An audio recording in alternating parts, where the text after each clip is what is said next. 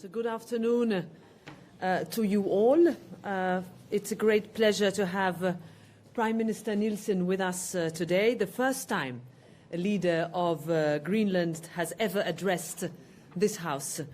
A truly historic moment, if I may say, and a milestone in the partnership between Greenland and the European Union. So thank you, Prime Minister, for joining us. Let me start by assuring you that Greenland will always find a strong partner in the European Union.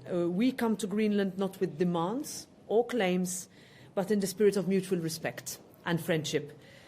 We meet also at a moment where the security and stability that we once took for granted are no longer certain. And that is why, together with Greenland, we must keep working side by side to strengthen stability across the Arctic, to counter hybrid threats and to tackle the growing insecurity risks that come with climate change. For decades, the EU-Greenland Sustainable Fisheries Partnership Agreement has been a model for promoting responsible resource management, scientific cooperation and long-term stability in the Arctic region. And Europe stands ready to build on that, from critical raw materials to hydropower and renewable energy.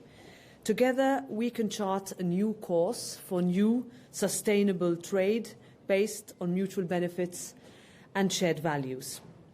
Last couple of points. Our cooperation extends far beyond goods and security, as we've also just spoken. It is about people. It is about joint research, innovation, and youth mobility. And this is why the European Union continues to invest in education, training, and skills in Greenland, with more than 200 million euros already committed and more support on the way. The Parliament will always stand, and I will say this now in front of all our colleagues, with the people of Greenland for your right to choose your own path, for your territorial integrity, and for the rules-based order. And when you look to Europe, dear Prime Minister, you will find friends and you will find allies. I very much look forward to writing a new chapter in our relationship. Thank you. The floor is yours. Thank you, President. First of all, very honored to be here, and thank you so much for the invitation. In Greenland, we see a very huge potential in a stronger and better partnership with the European Union. But first of all, let me address that I'm very happy for the support we feel in Greenland. The last 6 to 8 months have been a bit strange, to say it at least. But in Greenland, we are looking into more cooperation now, into a strategic partnership. And in Greenland, we also think, in our eager to develop the society of Greenland and the people of Greenland, we think a good and strong partnership with the European Union and the countries can benefit all of us.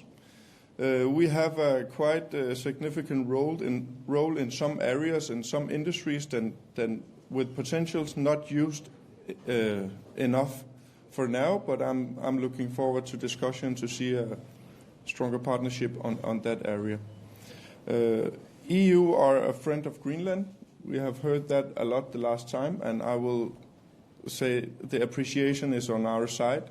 Let's build on it. Let's build a sustainable and more stronger cooperation that we will look forward to that. And I'm honored to be able to address the Parliament today. I think that's also a milestone and shows the potential in a further cooperation. So thank you a lot.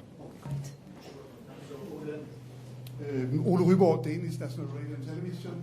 Question for Prime Minister Nielsen. It's 40 years since Greenland left the EU, and there's been no Greenlandic Prime Minister here.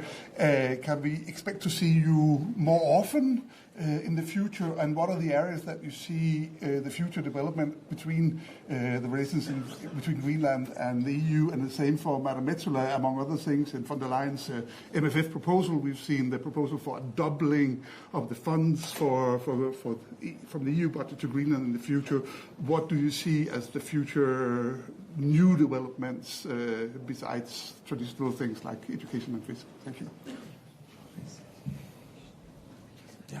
Thanks for the question. Yeah, it's 40 years ago Greenland left the EF, called back then, but we have now as we said in the opening statements, a good relationship and partnership agreements with the European Union. And to the question for me about if you're going to see Greenland more often in a European context, I will say I hope so. We really much seek into make a stronger and closer relationship, because we think a partnership there is stronger than today, even though it's already strong. We see big possibilities that could benefit both Greenland and the European Union. So, if I can be very direct, I hope that we don't only talk about Greenland during the Danish presidency.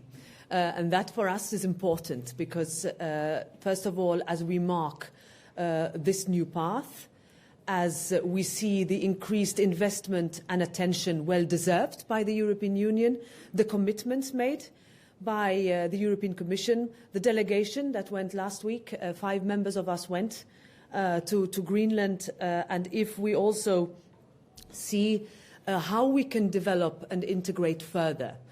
We talked about health, we talked about education, looking at the possibility for youth in Greenland as to how they could really feel part of our continent. That's our responsibility, and it's great that we can have partners and allies doing this together with us. Thank you very much for taking my question. Valeria Nickel from the German press agency DPA. Your visit here is a signal to the EU, but I also want to take a look on the other side of the pond. Would you also like to meet with President Donald Trump, and what kind of cooperation would you consider with him? Thank you for the question. First of all, we have had a cooperation with the United States for many years, many years, and also a very good cooperation. Now we are standing in the EU and looking for strengthening that partnership. As it was mentioned in the President's speech, this partnership will be in mutual respect. It will be respect for all parties in those agreements. In Greenland, we have been very still in what we mean about international relations. It has to be in mutual respect, with respect for international law. We seek to have more and better cooperation also with the USA when we can fulfill the respectful tone. We have had a cooperation for many years, and let me state at last that I think a stronger and better partnership with the EU doesn't close the doors for other relationships or other cooperations with other countries. But in all partnerships, I think mutual respect is a very good way to start.